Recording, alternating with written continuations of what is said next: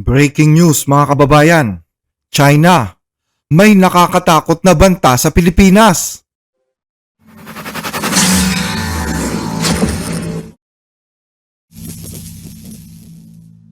Napaulat na nag-post sa social media si PCG Commodore J. Tariela at sinisisi ang pinuno ng China. Naghain na ng formal at seryosong protesta ang Chinese Embassy sa Pilipinas at sinabing ang post na yon ay pag-atake at paninira laban sa pinuno ng China. Ito daw ay seryosong paglabag sa political dignity ng China at isang lantad na political provocation na lampas na sa limitasyon.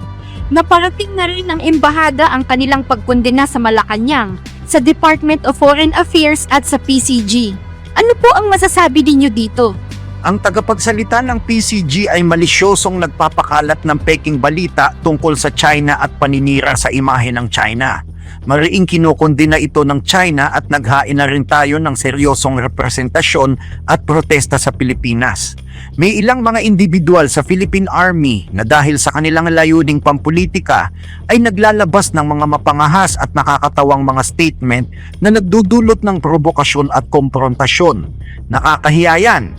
Hinihikayat namin ang Pilipinas na itigil ang mga provokasyon at itigil ang pagbaligtad ng tama at mali dahil kung hindi ay magbabayad sila sa mali nilang ginagawa.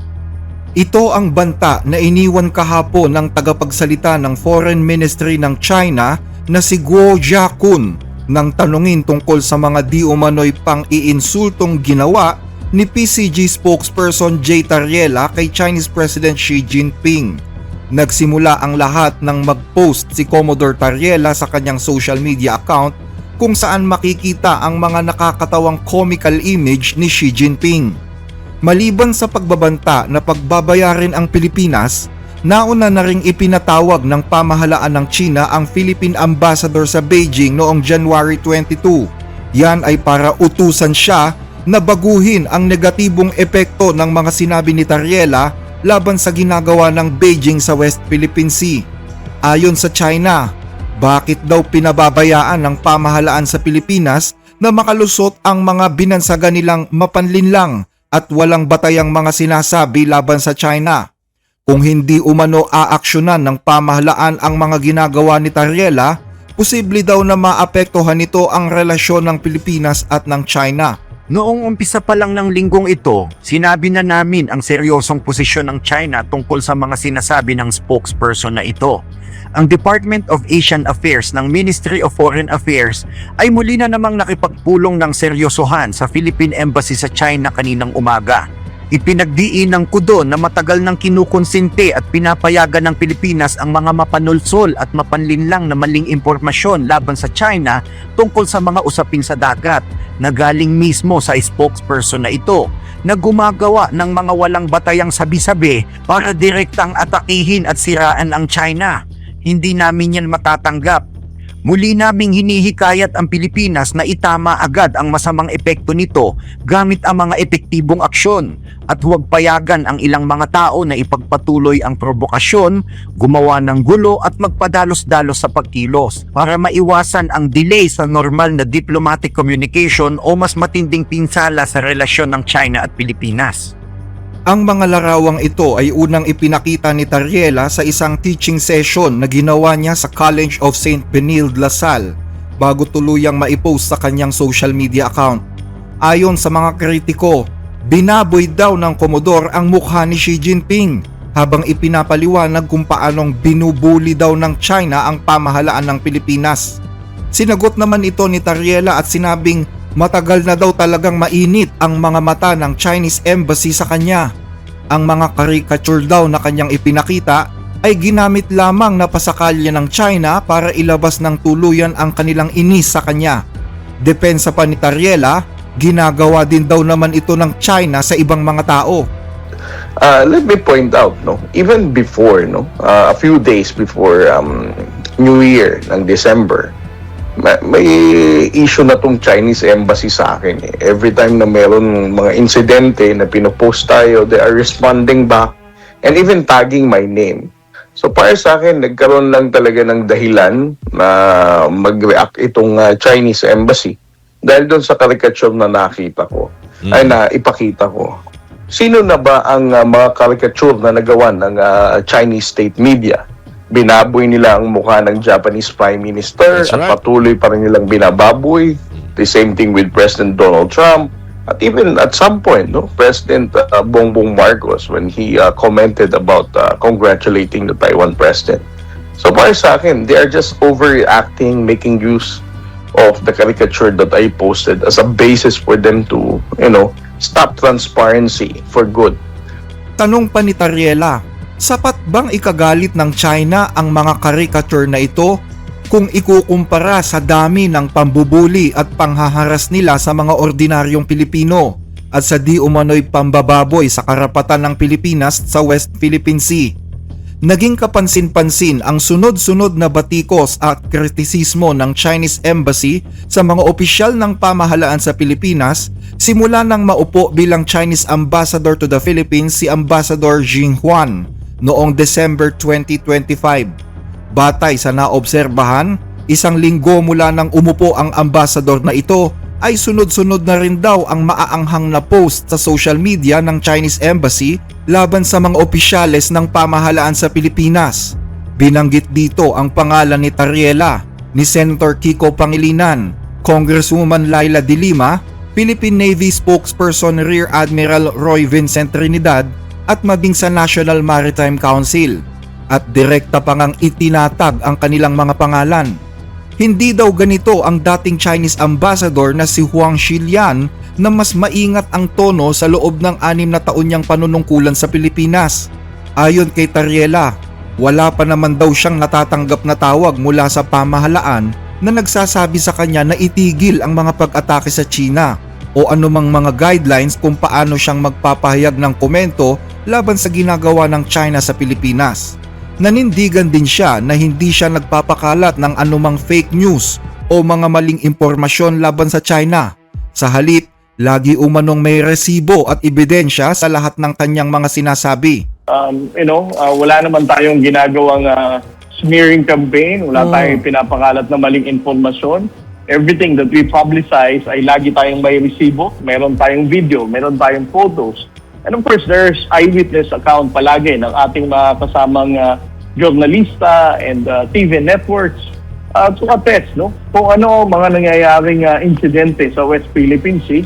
Naglabas naman ng komento ang Department of Foreign Affairs tungkol sa mga protesta ng China at sinabing suportado nila ang mga opisyal ng Pilipinas na ginagawa lang ang kanilang tungkulin para ipagtanggol ang soberanya, karapatan at jurisdiksyon ng Pilipinas.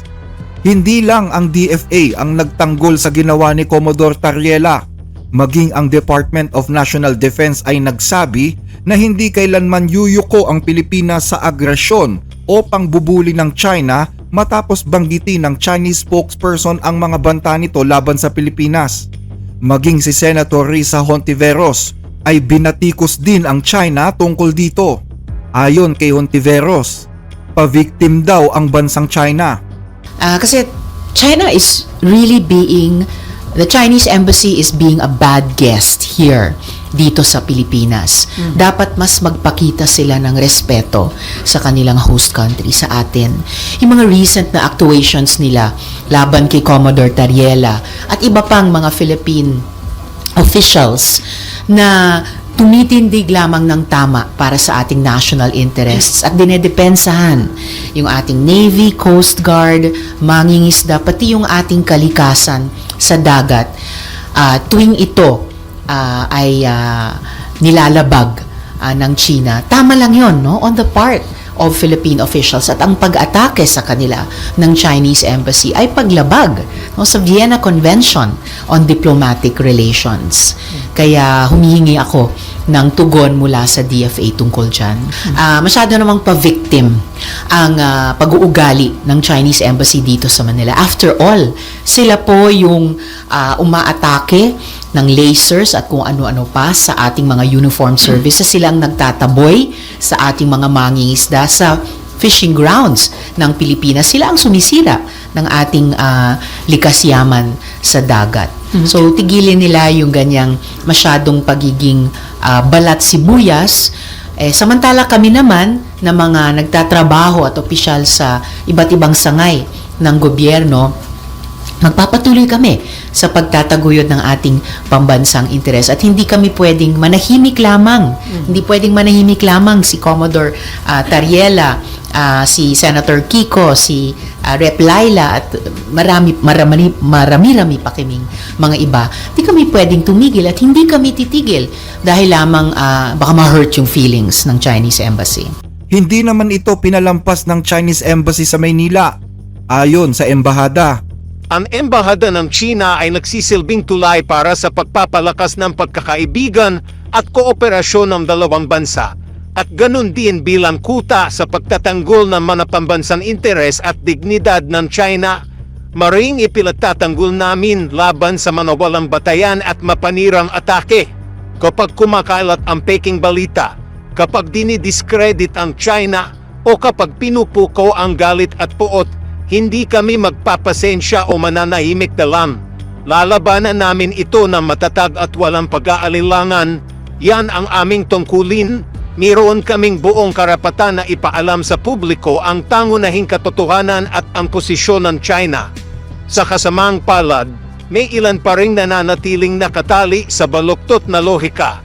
Pwede kitang atakihin at insultuhin kahit kailan, pero sa sandaling ipagtanggol mo ang sarili mo o gumanti ka, agad na sasabihin na nakikialam sa internal na usapin at kawalan ng respeto. Hindi lohika yan, yan ay kahamalan at katatawanan, puno ng kayabangan, kamangmangan at paranoia.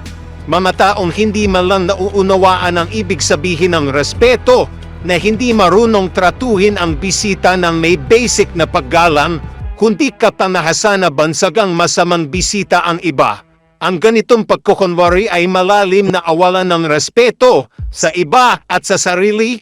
Yan ay isang uri ng pamamahiya sa sarili para sa mga iniisip na pwede nilang siraan ang China at akala ay mananahimik lang kami. Huwag kayong umasa. Walang may gusto na patahimikin ka at walang sino man ang dapat patahimikin, pero ang kalayaan sa pagsasalita ay hindi lisensya para sa walang habas na paninira o pagkatake sa iba, lalo na sa pinakamataas na lider ng ibang bansa. Hindi yan katanggap-tanggap.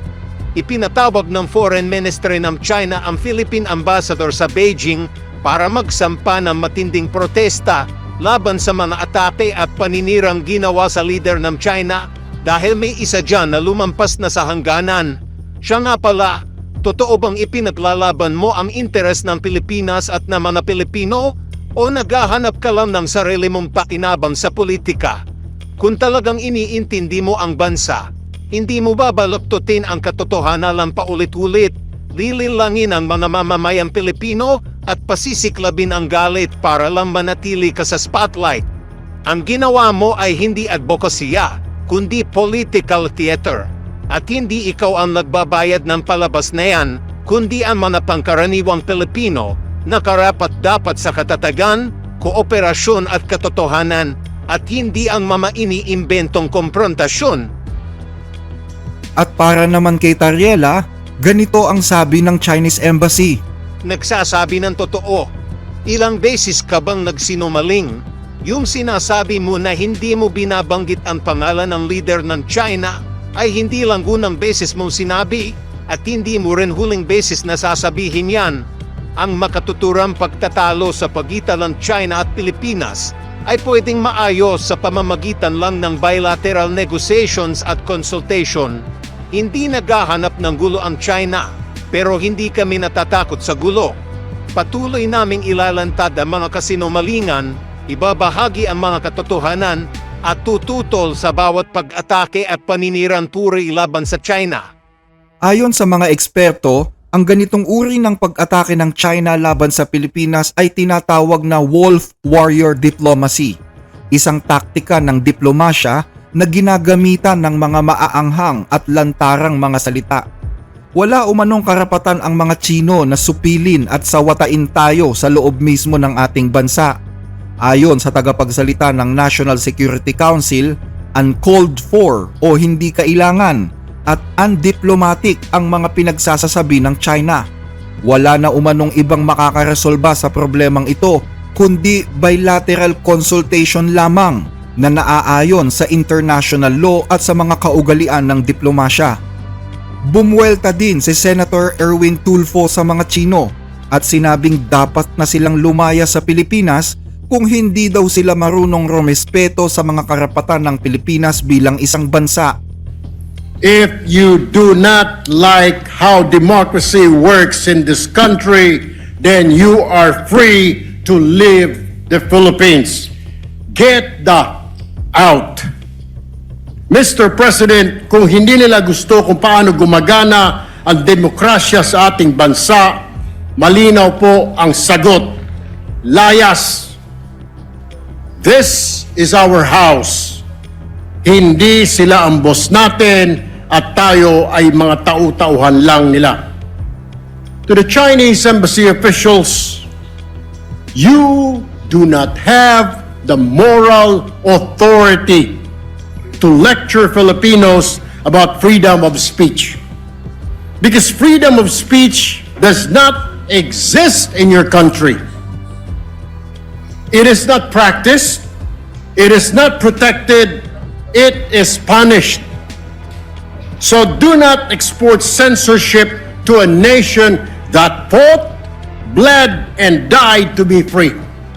Sumulat naman si Senator Risa Hontiveros sa DFA at nananawagan na aksyonan ang mga bagay na ito. Nauna nang sinabi ni Tariela na ang transparency sa West Philippine Sea ay hindi matatawag na provokasyon, kundi paglalantad lang daw yan kung sino ang bully at kung sino ang tunay na biktima. Kung gusto daw ng China na maitama ang mga negatibong resulta nito, dapat igalang ng China ang 2016 arbitral ruling. Itigil ang iligal na pag-okupa sa mga isla at tuldukan ang panghahara sa mga Pilipinong mangingisda. Dagdag pa ni Tariela, kung masusunod ito, magiging okay na ang relasyon ng Pilipinas at ng China. Samantala, sa isang pambihirang pagkakataon, sinagip ng China Coast Guard ang mga tripulanteng Pilipino ng Singaporean cargo vessel na MV Devon Bay na tumaob kamakailan lang sa West Philippine Sea. Ayon sa Chinese Embassy sa Manila, mayroon daw 21 Pilipinong sakay ang nasabing barko. Nag-post din ang embahada ng mga litrato kung saan ipinapakita dito na binibigyan nila ng medical treatment ang mga nasagip na Pilipino. Batay sa report, kumpirmadong 17 Pilipino ang nasagip habang 4 pa ang nawawala. 2 naman ang kumpirmadong patay sa insidenteng ito. Papunta sana ang nasabing barko sa China para magluwas ng mga iron ore. Galing ang barko sa Zamboanga at tumaob ito malapit sa pinag-aagawang Scarborough Shoal. Nagpasalamat naman si Tariela sa makataong aksyon na ginawa ng Chinese Coast Guard, pero idiniin din niya na ang lugar sa dagat kung saan sinagip ng mga Tsino ang mga Pinoy na tinawag nilang Huangyang daw ay ang Baho de Masinloc at ito ay pag-aari ng Pilipinas at hindi ng China. And again, we need to thank them for doing that. But para sa akin, dun sa statement kasi na ginawa ng Chinese Embassy, say yung using Wang Yandao as a reference, sabi nila, it is near our Wang Yandao, something like that, no? Parang 55 nautical miles northwest of China's Wang Yandao, right? But they are actually referring Baho de Masinloc. Go ahead, We Commander. need to thank them for conducting search and rescue and rescuing the Filipino fishermen.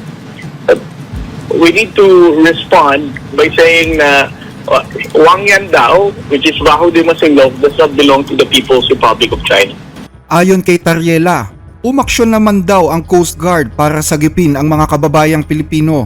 Pero dahil manggagaling pa ang mga barko ng PCG sa Port of Manila, nauna na daw ang mga Chinese Coast Guard na sagipin sila dahil matagal na raw silang nandoon sa lugar. Baka pwedeng humiling sa inyo ng like sa ating mga video, lalo na po kung nagugustuhan ninyo ang ating mga talakayan. Malaking tulong po ito hindi lang sa ating channel kundi maging sa mga kababayan nating sinusuportahan nito. Maraming salamat po mga ka-blessed.